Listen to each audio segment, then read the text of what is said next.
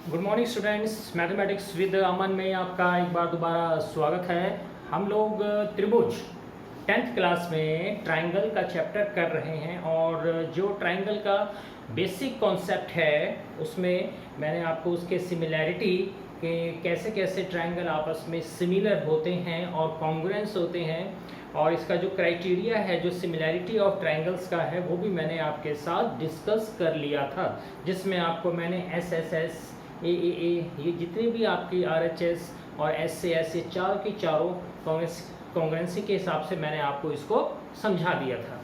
अब हम इसमें जो सबसे मेन टॉपिक है जिसके ऊपर आपको क्वेश्चंस सॉल्व करने हैं तो वो हमारा थ्योरम्स हैं। देखिए, प्रमेय जो होती हैं वो एक रूल है, एक नियम है जो आपको आगे क्वेश्चंस को सॉल्यूशन उसको सॉल्व करने में आपकी मदद करती हैं। If you know the theorem, अगर आपको पता है कि कौन सी साइड किसके बराबर है, ये एंगल इस एंगल के बराबर है कैसे, तो आप उसको आराम से सॉल्व कर सकते हैं और ये सारी चीज़ें हमें थ्योरम्स बताती हैं। तो थ्योरम्स, जिसे हम हिंदी में प्रमेय कहते हैं, मैं आपको इस चैप्टर की जो सबसे मेन थ्योरम है मैं सबसे पहले उसे लेके चल रहा हूँ। वो है हमारी आधारभूत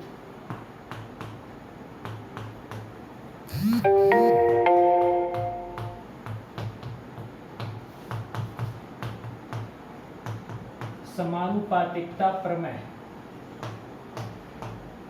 आधारभूत समानुपातिकता प्रमेय, इसे हम बेसिक, इंग्लिश में कहेंगे बेसिक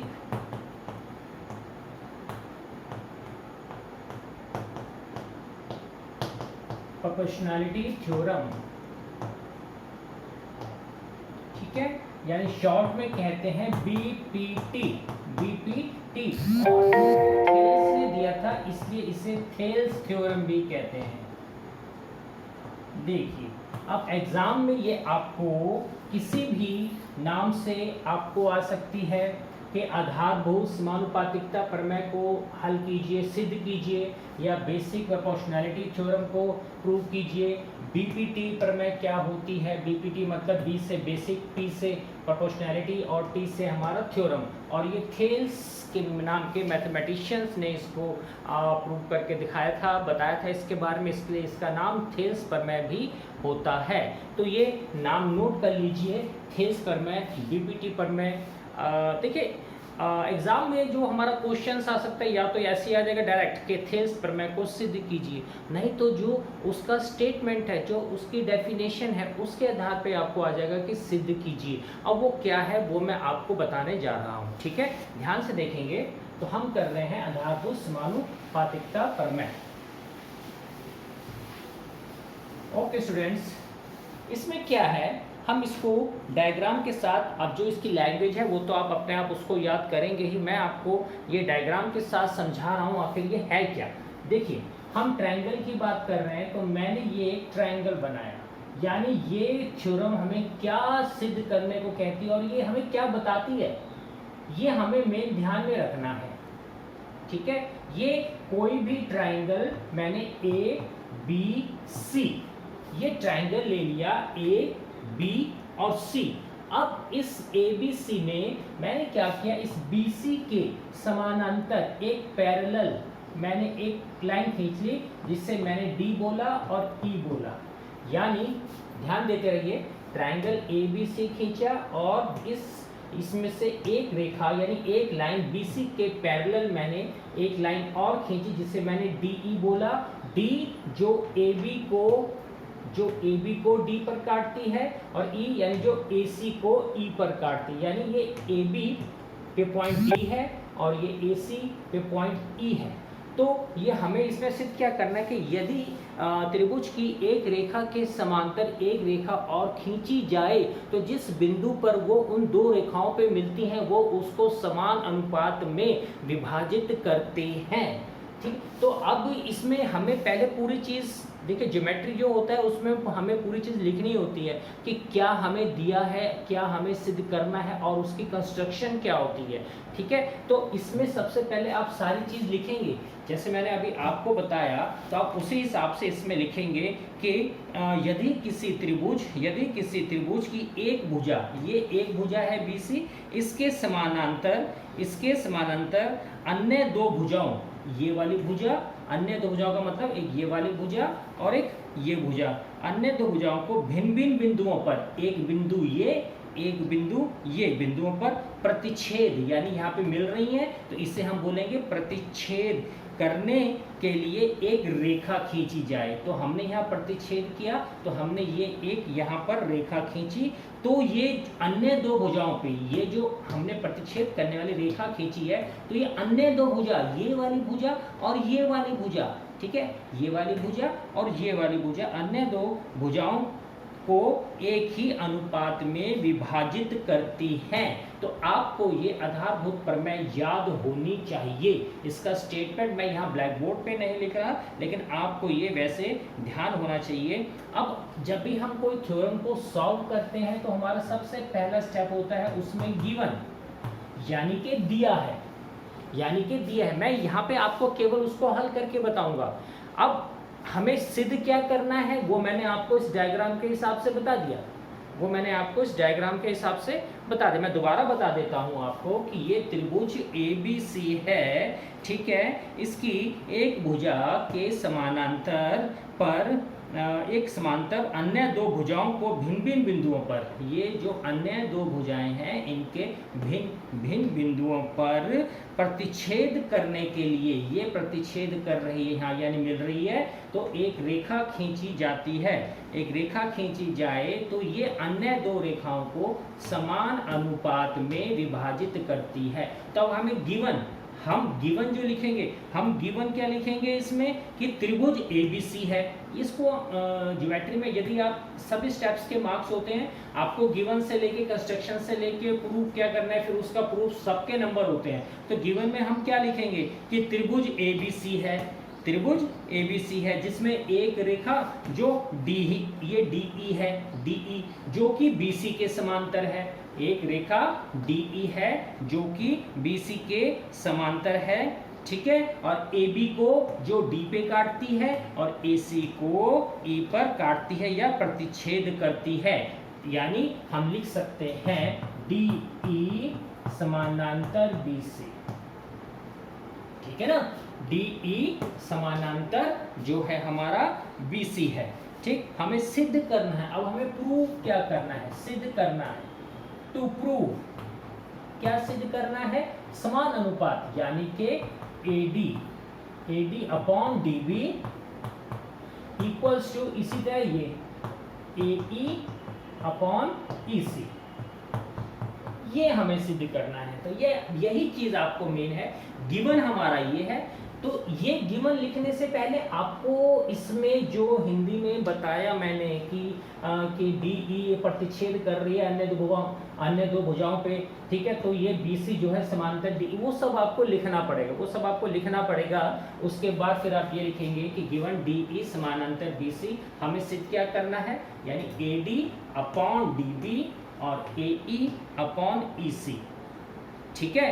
तो ये हमें सिद्ध करना है। इसके अगला स्टेप हमारा होता है कंस्ट्रक्शन का, जिसे आप हिंदी में कहते हैं रचना। ये सारे स्टेप हमें सीरियल वाइज लिखने होते हैं कि गिवन क्या है, सिद्ध क्या करना है, उपपत्ति क्या होती है, कंस्ट्रक्शन, रचना। उसके अब रचना में हम क्या करेंगे, रचना के लिए अब आप ध्यान से देखिएगा, हम सबसे पहले इस B को E से मिला देंगे, ठीक है, हम वो यहाँ पे लिखेंगे कंस्ट्रक्शन में, रचना में B को E से मिला देंगे और इसी तरह C को D से मिला देंगे, पहली। इसके बाद इस रेखा AB पर हम एक लंब खींचेंगे, एक परपेंडिकुलर खींचेंगे, ये हमने एक परपेंडिकुलर खींच दिया। अब ये ABCDE, यदि मैं इसे F नाम दे दूं, यानी लंब का मतलब क्या है, किसी रेखा पे सीधा 90 डिग्री का कोण बनता हुआ, वो हमारा लंब है, ठीक है। तो मैंने इस पे एक जो है लंब खींच दिया। इसी तरह मैंने AC पर भी एक लंब, इसको मैंने G बोल दिया। तो ABCDEFG। तो इसको आप ध्यान से देख लें। ये जो कंस्ट्रक्शन में आपको क्या लिखना है, कंस्ट्रक्शन में आपको जो है क्या करना है, वो चीज़ मैंने आपको बताई है, ये आपको उसमें लिखनी पड़ेगी कंस्ट्रक्शन में। जो कि मैं आपको ये लिख के बताया कि BE, ये BE और CD को मिलाएंगे, BE और CD को मिलाएंगे, और EF परपेंडिकुलर खींचेंगे AB के, और DG परपेंडिकुलर खींचेंगे AC के। यहाँ तक होने के बाद अब हम इसको जो है पूरा इसको सिद्ध करेंगे, इसकी उत्पत्ति यानी इसका प्रूफ करेंगे अब। ठीक है, कंस्ट्रक्शन के बाद अब हम इसे इसका प्रूफ देंगे। ठीक, जगह कम है तो मैं कंस्ट्रक्शन का स्टेप हटा के, वो तो आपको लिखना ही है, सीधा ही मैं प्रूफ की बात पे आ रहा। अब हमें प्रूफ करना है, कैसे हम इसको करेंगे तो वो अब आप ध्यान से देखिए। हम क्या करेंगे, पहले समझिए डायग्राम के हिसाब से। यहां से लेके यहां तक ADE एक ट्रायंगल, फिर ये BDE एक ट्रायंगल। ध्यान दें, मैं इसको डार्क लाइन कर रहा हूं। एक तो ये ट्रायंगल हो गया हमारा ADE।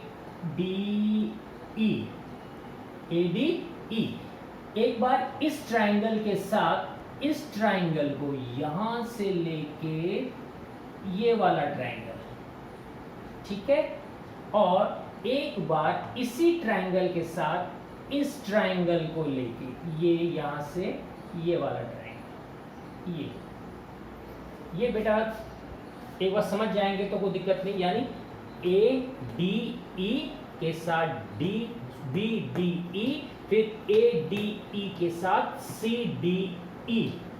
डायग्राम आपने उतार लिया होगा, उसको अच्छी तरीके से देख लीजिए कि मैं क्या कह रहा हूं। हमें इसमें अब इन दोनों का अनुपात, क्योंकि हम अनुपात को सिद्ध कर रहे हैं, तो हमें इन दोनों का अनुपात, एरिया, हम इसको कैसे लिखेंगे, area of triangle ADE upon area of triangle BDE। ये ध्यान दीजिए, ADE और BDE। अब एरिया ऑफ ट्राइंगल, जो त्रिभुज का क्षेत्रफल होता है, काफ़ी क्षेत्रफल होते हैं, मतलब जैसे हमारा दूसरा हीरोन्स फार्मूला का भी होता है, ये हमारा फार्मूला ट्राइंगल के अलग अलग भी हमारे होते हैं, जैसे स्केलिन ट्राइंगल हो गया, हमारा आइसोसेलेस ट्राइंगल हो गया, इक्विलेटरल ट्राइंगल हो गया। तो यहाँ पे हम एक जो मेन फार्मूला है ट्राइंगल के क्षेत्रफल का, जो कि हमें बोलते हैं half into base into altitude, यानी कि आधा गुणा आधार गुणा ऊंचाई। ये ट्राइंगल का एरिया, आधा गुणा आधार गुणा ऊंचाई, ये आप सबको मालूम है, ये आपने पहले भी पढ़ा है। यानी कि half multiply base multiply altitude, ये फॉर्मूला, ठीक है, आधा गुणा आधार गुणा ऊंचाई। तो इस फॉर्मूले को ध्यान रखिए। अभी मैं इससे मिटा नहीं रहा, मिटाऊंगा अभी इसमें। अब यहाँ पे देखिए, मैंने बोला एरिया ऑफ ट्राइंगल ADE, तो अब एरिया ऑफ ट्राइंगल ADE क्या हो जाएगा, ADE आधा, इसकी जगह लिखेंगे आधा गुणा आधार। अब आधार देखिए ADE, अब क्योंकि लंब जो है ये इस पे बना हुआ है, इस लाइन पे AD पे बना हुआ है ना, AD पे आ रहा है, तो हमारा आधार हो गया AD, आधा गुणा AD गुणा ऊंचाई, ऊंचाई कितनी है EF मल्टीप्लाई EF, ठीक है, upon area of BDE, area of BDE, इसका BDE, क्योंकि ट्रायंगल पूरा एक ही है, तो ये आधार क्या हो गया इसका, इस ट्रायंगल का DB या BD, आधा गुणा BD या DB मल्टीप्लाई ऊंचाई सेम है EF, ठीक है। अब यहां से क्या हुआ, आधे से आधा कट गया, से EF कट गया, बचा मेरे पास क्या, AD अपॉन DB, यही बचा, ठीक है। आगे देखिए, अब फॉर्मूला ध्यान रखें आप। अब हम ट्राइंगल ले रहे हैं, area of triangle ADE upon area of triangle, ये बचा हमारा CDE। मैंने अभी आपको शुरू में बताया था कि एक बार ADE के साथ इसे ले लेंगे और एक बार ADE के साथ हम इस ट्राइंगल को ले लेंगे। अब एरिया सेम वही, half into base into altitude. अब हम कर रहे हैं ADE, area of triangle ADE। अब इसमें हाइट एक ये भी है और एक हाइट ये भी है, क्योंकि हमने इस वाले को लिया है तो इसमें क्या हो गया, आधा गुणा आधार AE, इस साइड का आधार AE मल्टीप्लाई इसकी हाइट क्या है DG, हाइट क्या है DG, यही है ना DG, upon area of triangle CDE, आधा गुणा, अब इसका आधार क्या हो गया EC मल्टीप्लाई हाइट वही है DG, यहाँ पे क्या हाफ से हाफ कट गया, DG से DG कट गया, क्या बचा AE अपॉन EC। ठीक, इसे यदि हम फर्स्ट मान लें, ये जो हमारा फर्स्ट, ये हमारा सेकंड। अब एक जो आप प्रॉपर्टी 9th में भी आपने पढ़ी है, the triangle between the same base and between the same parallel lines are equal in area. मैं आपको इसको दोबारा समझा देता हूं। ऐसे ट्राइंगल जिनका, ऐसे दो ट्राइंगल जो एक ही आधार पर हों और जो दो समांतर रेखाओं के बीच में बने हों, उनका क्षेत्रफल भी बराबर होता है। Got it? मेरी बात समझे? मैं दोबारा बता रहा हूं, the triangle between the same base and between the same parallel are equal in area. मैं अपने इस बात को इस डायग्राम के साथ समझा देता हूं। मैंने क्या बोला कि दो ट्राइंगल, एक ट्राइंगल ये हो गया, ठीक है, और एक ट्राइंगल ये हो गया। अब इन दोनों ट्राइंगल का आधार एक ही है DE, आधार एक ही है DE, और ये दोनों ट्राइंगल कौन कौन से, एक ये वाला और एक ये वाला, ये दोनों इन समांतर रेखाओं के बीच में बने हुए हैं, DE और BC, DE और BC। तो जो दो समांतर रेखाओं के बीच में ट्राइंगल है और जिनका आधार एक ही है, उनका जो है एरिया इक्वल होता है। हमें ये लिखना पड़ेगा। हम जब इसको सॉल्व करेंगे, एग्जाम में आएगा, तो जो चीज़ मैं आपको अभी मैंने वर्बली बताई है वो आपको यहाँ पे लिखना पड़ेगा कि हम जानते हैं कि जो ट्राइंगल का आधार एक ही होता है और जो दो समांतर रेखाओं के बीच में स्थित होता है, उनका क्षेत्रफल बराबर होता है। जब वो लिखेंगे, इसलिए area of triangle BDE is equal to area of triangle CDE। ये हमारा थर्ड हो गया। तो from first, second and third, from first, second and third हमारा क्या आ गया, जो हमें सिद्ध करना था, AD upon DB is equal to AE upon EC।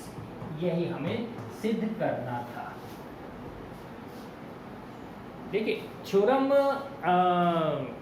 जो होती है उसका जो बेसिक कॉन्सेप्ट है, हम उसमें क्या सिद्ध कर रहे हैं, हम उसमें क्या चीज़ बताने की कोशिश कर रहे हैं, वो आपको उसकी बारीकी बिल्कुल समझ में आनी चाहिए। केवल रट्टाफिकेशन से काम नहीं चलता थ्योरम के लिए। तो जो उसके नियम है, जो उसके रूल हैं, जो आपने 9th में भी पढ़े हैं, तो वो भी आपको माइंड में याद होने चाहिए कि किस आधार पर उसका एरिया बराबर होगा। तो मैंने इसलिए आपको बताया, इससे पहले आपको वो चीज़ लिखनी पड़ेगी।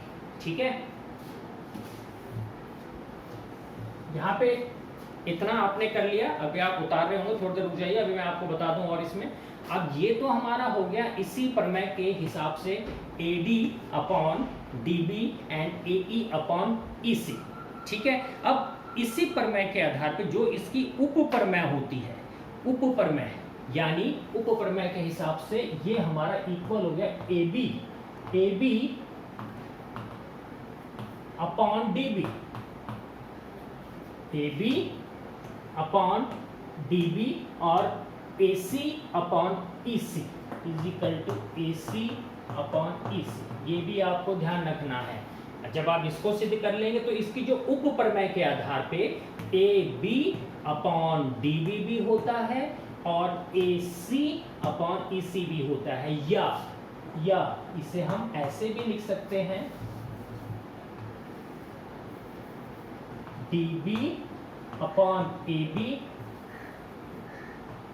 और D B upon A B is equal to E C upon E C, यानी नीचे वाला ऊपर और ऊपर वाला नीचे। ये हमें किस लिए जरूरी है? क्योंकि जब हम क्वेश्चन सॉल्व करेंगे, इसके जब आप देखेंगे इसके एक्सरसाइज में, तो उसमें आपको साइड्स वगैरह की वैल्यू दे रखी होगी, जैसे क्या पता ये दिया हो या ये दिया हो, ये दिया हो, ये पूरा दिया हो, तो हमें ये वाला भी ध्यान रखना है, ये वाला भी हमें ध्यान रखना है। और इसी उपप्रमेय के हिसाब से, इसी उपप्रमेय के हिसाब से हमारा एक और चीज होती है, वो क्या होती है कि AD upon AB, AD upon AB, AD upon AB और AE अपॉन AC, यानी कि और इसको उल्टा कर दीजिए, AB upon AD equals to AC upon AE।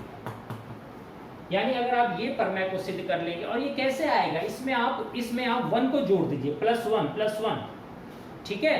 तो एक बार बाद में, एक बार शुरू में, तो आपकी ये दोनों निकल कर आ जाएंगी। आपको ये तीनों चीजें, पहली ये मैं बताता हूं आपको, ये पहली, ये वाली हमारी दूसरी, और ये जो है हमारी तीसरी, तीनों में से बस ये अगर तीनों आपको पता हैं तो कोई भी क्वेश्चन आप आराम से सॉल्व कर सकते हैं। ये प्रमेय बीपीटी आपको इसलिए बहुत जरूरी है जाननी। तो उसके बाद जो इसकी उप प्रमेय है उसको भी आपको ध्यान में रखना है कि हमारा A B upon D B होता है और ए सी अपॉन ई सी होता है, और इसका उल्टा भी कर सकते हैं, D B upon A B कर सकते हैं और ई सी अपॉन ए सी कर सकते हैं। इसी तरह AD अपॉन AB होता है equals to AE upon AC होता है, या इसका उल्टा AB अपॉन AD या AC अपॉन AE। ठीक है, आप इसको नोट कर लें, अच्छी तरीके से नोट कर लीजिए इसे।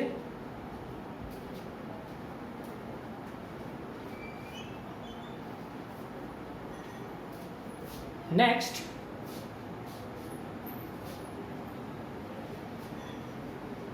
अब मैं आपको इसमें दूसरी प्रमेय बता रहा हूं जो कि बिल्कुल इससे उलट है, जो कि इससे उलट है, यानी इसका विलोम। अब मैं इसको रब कर रहा हूं, एक ट्रायंगल में क्या था, क्या गिवन था, फिर बता रहा हूं। कोई भी हमें थ्योरम सॉल्व करनी है तो पहले उसमें गिवन हमें क्या है, कंस्ट्रक्शन, फिर हमें क्या सिद्ध करना है टू प्रूव, और लास्ट में उसका प्रूफ यानी कि उपपत्ति हम कैसे उसको सिद्ध कर रहे हैं। ओके बेटा, चलिए अब हम आगे चलते हैं नेक्स्ट प्रमेय के ऊपर जो कि इसका विलोम है।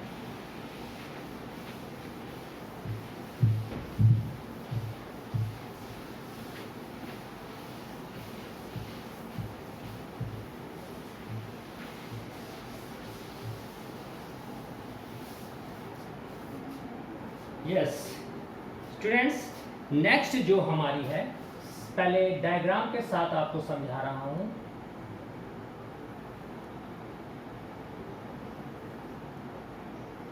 A B C, सेम उसी तरीके से मैंने ये DE कर दिया।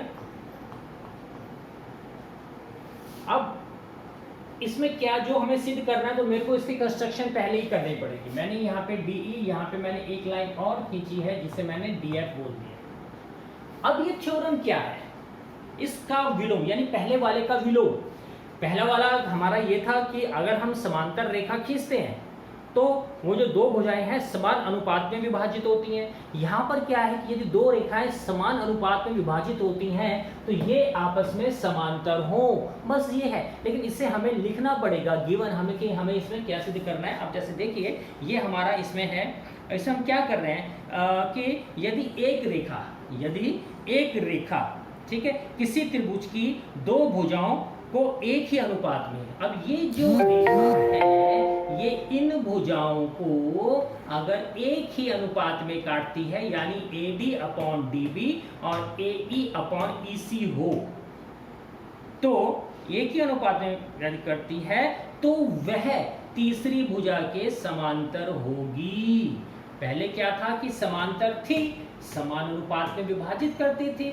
यहाँ पे कह रहे हैं कि समान अनुपात में विभाजित करती हो ये रेखा, तो बताइए कि DE समांतर होगा BC के, ठीक है, किसके होगा समांतर। तो ये हमें जो है इसमें दिया हुआ है, हमें सिद्ध करना है। अब हमें इसमें सिद्ध क्या करना है, टू प्रूव, हम सीधा मैं आपको इससे लेके चलता हूं, टू प्रूव DE समांतर BC के।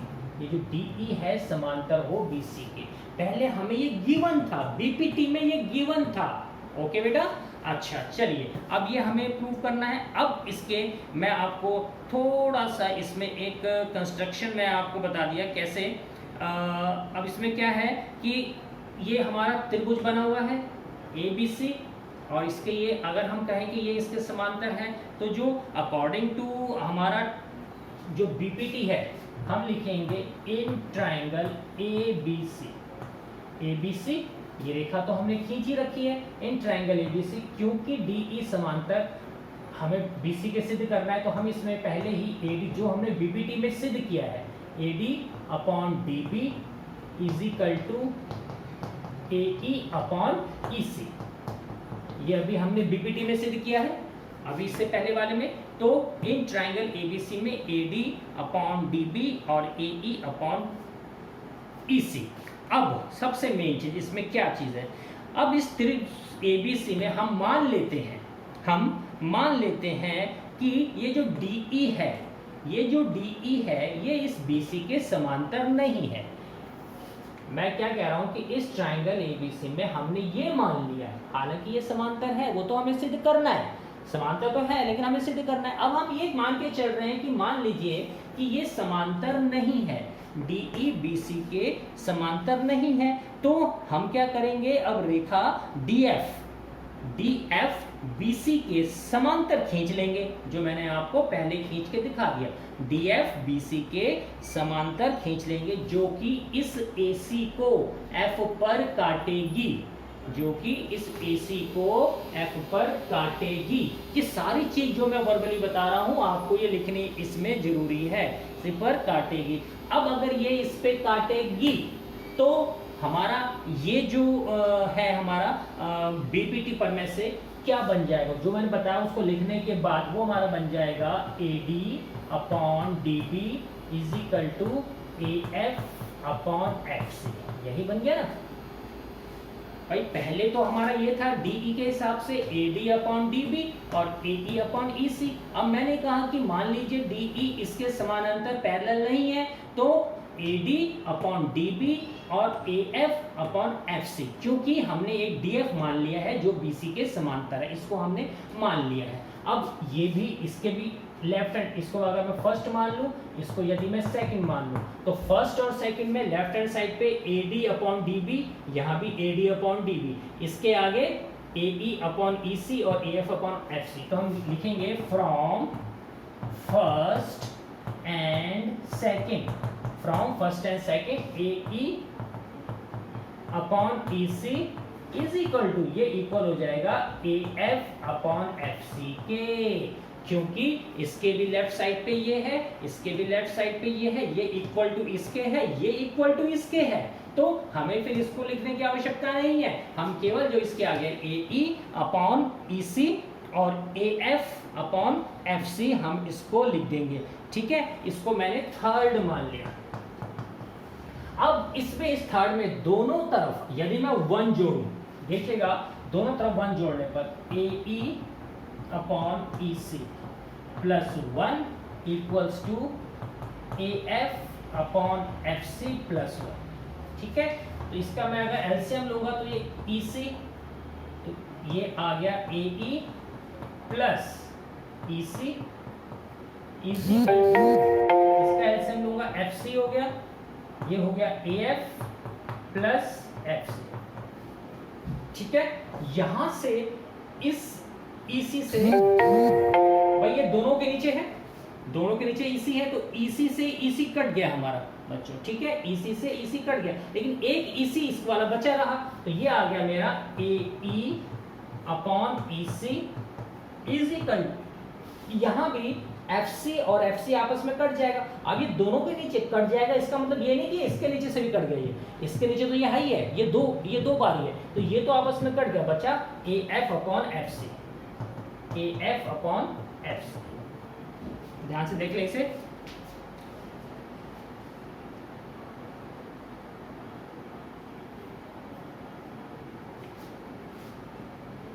ठीक है।